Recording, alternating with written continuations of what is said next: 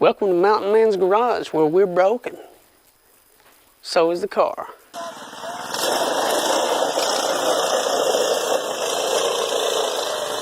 I've been working on this Datsun. So I started out by pulling the fuel tank.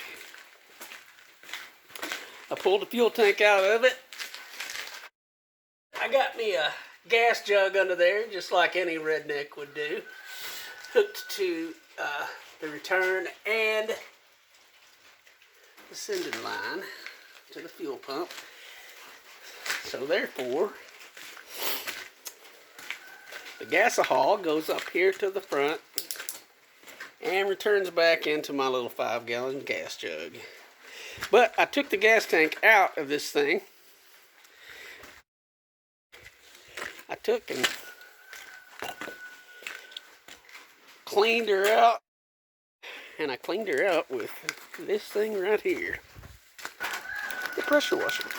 So I stuck that sucker up in there and I blowed her out real nice. Anywho, what I did was got the old gas tank cleaned out, and now I thought, well, I'll put it back on after I get it, started running. And about 300 days later, she still ain't running. So, what's going on is, tried to crank her up. She runs for about, 2 seconds. And it dies. So I looked all over the internet trying to figure out what in the cat pee is going on. About the only thing I could find was this little doohickey here, which is called your cold start valve on this thing.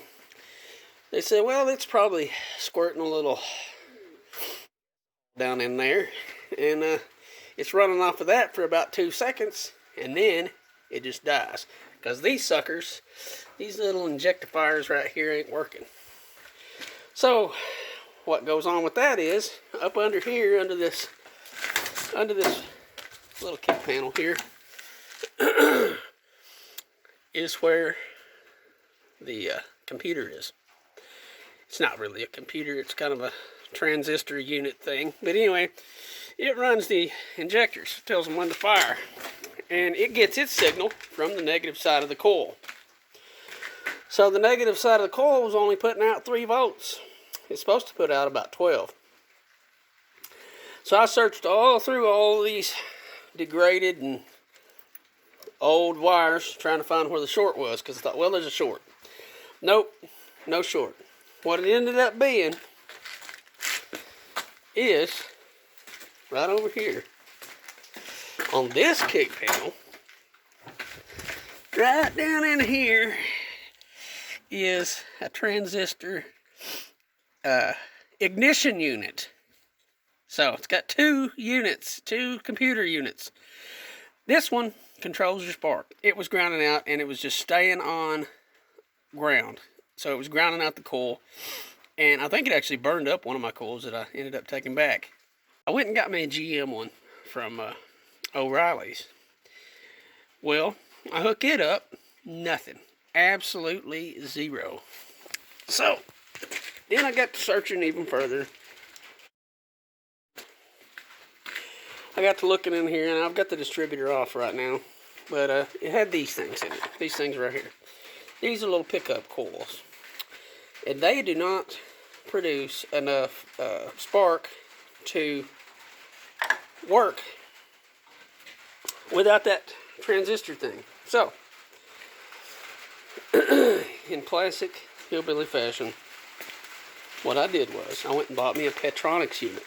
Now that Petronix unit is supposed to change your ignition from points to an electronic. Well, since mine already has an electronic, it's not built for the points. So this little doohickey right here, this little thing with the green around it, is supposed to turn around, and every time, it has like 6 magnets in it for your 6-cylinder car. Every time a magnet goes past this little thingy right here, it grounds out this coil and causes it to spark. So this does not mount to this one, because this is a 280Z, which does not have points.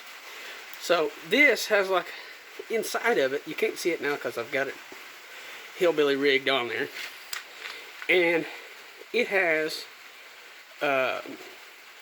like a nut inside of it, the shape of a nut, which is what the other shaft that comes out of this on the 240Z has on it. And so this goes on there and holds. So this one's just perfectly round. So if you stick this on there and expect it to turn around, it's not going to, because it's just perfectly round and it's just going to sit there and spin inside of itself. So what I did is an amazing deal. The professional hillbilly riggers use black tape. Now, what you do is you take this tape and you roll it up like a cigarette until the sticky part is on the outside of the tape. Then you roll that tape around this cylinder here, and then you press this on here with a press, which is like this, and this thing goes on top of it. Alright, so that holds this and keeps it from spinning. Now you're about to see the magic happen. So what happens is, now I gotta make sure I get this all hooked up. I think it's right. Yes, that looks fine. I mean, look at that, that's great. Yeah, I am so good at this.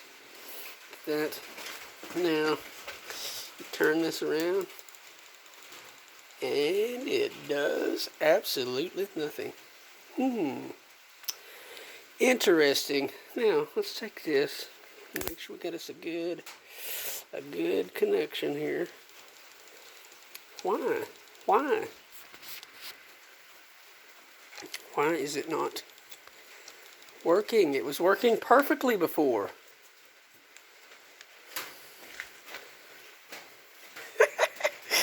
Yes. You know, it's... Oh, no wonder. No wonder. Because I am so amazingly smart. I left this coil hooked to this battery this entire time with a positive. Now my coil is burnt, so I'm gonna have to get another one. Sounds about right. All right. Like I said, wait about 15 minutes and the weather will change. Now we got ice everywhere. Look at all that ice. It's already melting quite a bit. Weather's changing again. You can see all that ice everywhere. The gate got ice all over it. Anyhow, so I went and got me a new coil. We're gonna try this again. Now we hook our little positive wire to this thing right here, and they got us a spark plug in there this time. Watch this. Oh, yeah. Magic, baby. So now what we got to do is put this sucker back in the car. And then we unhook this so I don't burn my coil up like I did last time. So we're going to hook this back in the car, but in order to get it to work, we got to get it timed right. So I think I'm going to have to twist this thing around here. I may have to twist it around on itself to get it timed right. I got a little bit of adjustment. You know, you can turn this a little bit, the distributor around when you get it on the car to adjust a little bit of timing. And it may be enough, and I may just by happenstance have gotten this thing on there in the right spot. But if not, I can take this off, twist this around, and then press this back on. And we'll try to get it timed. Now, if that ain't a redneck way of doing something, I don't know what is.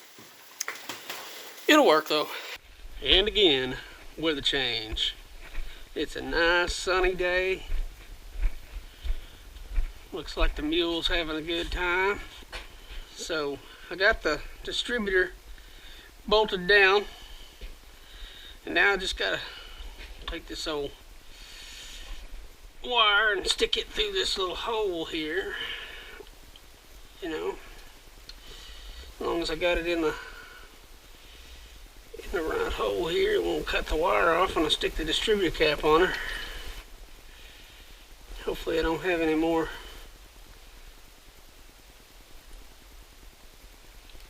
mishaps. Just need to get that sucker on there. Looks about right. Now,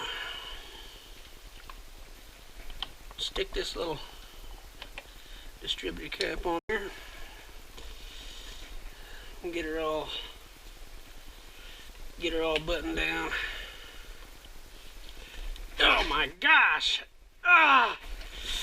You can't hardly get your fingers in there. Look at that. It's like,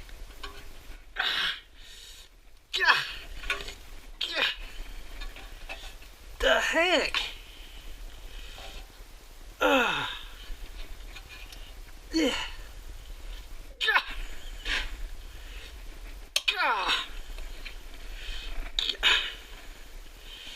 Oh my gosh.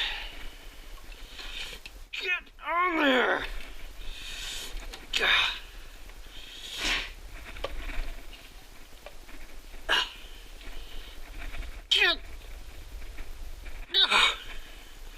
Okay. Apparently, we're gonna have to use a screwdriver.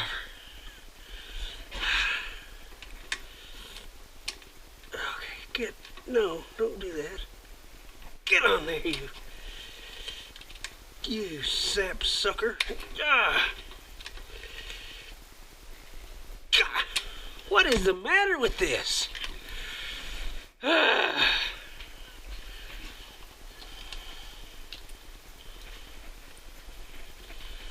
junk everywhere in my way.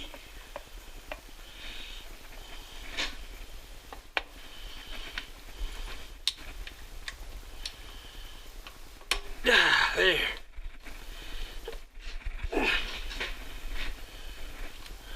Something is wrong. Something is definitely wrong.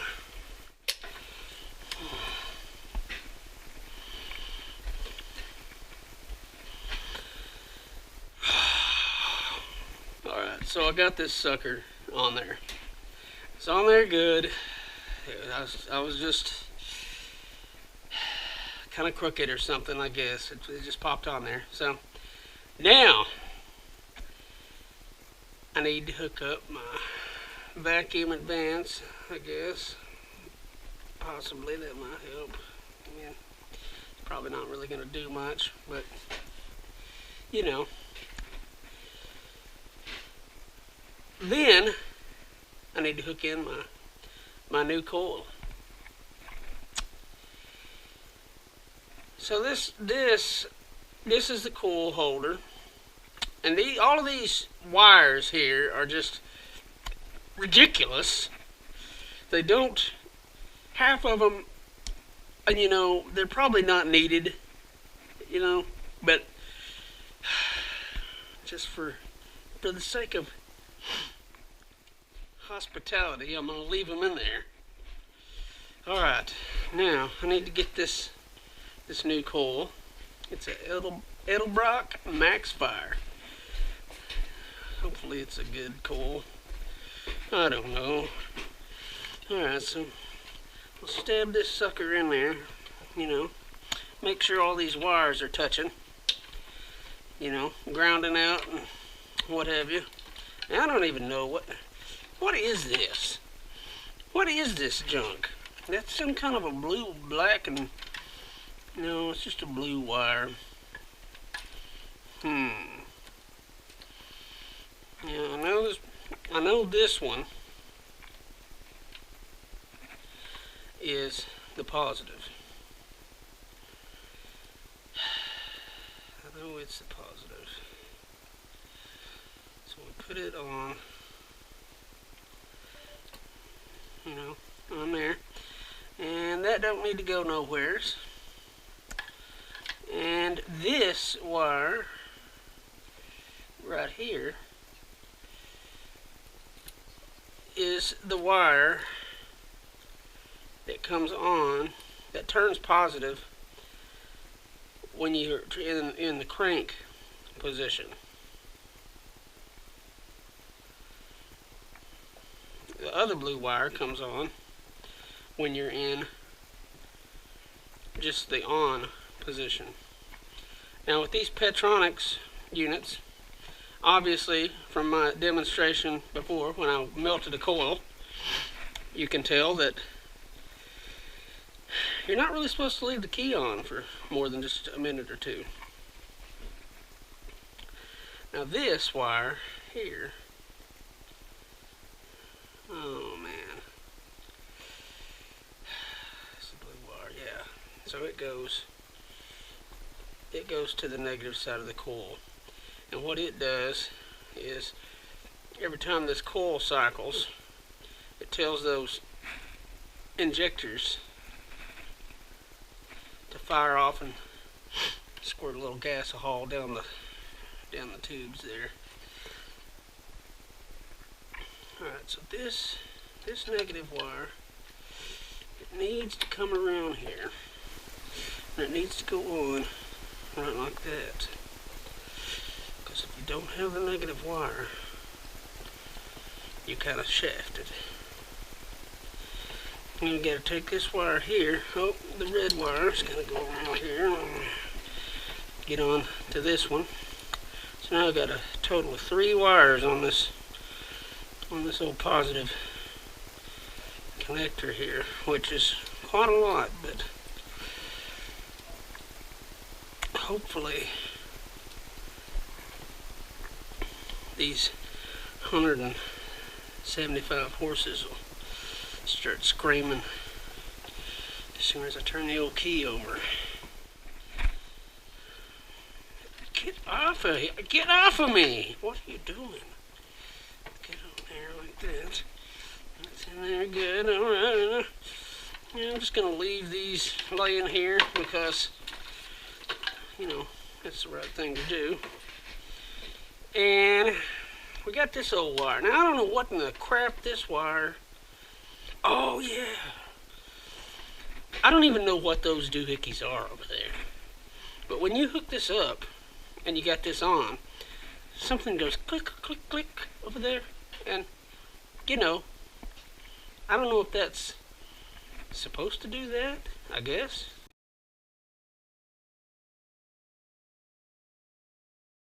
Probably with that. Alright. Alright. Now guess it. Oh, shit.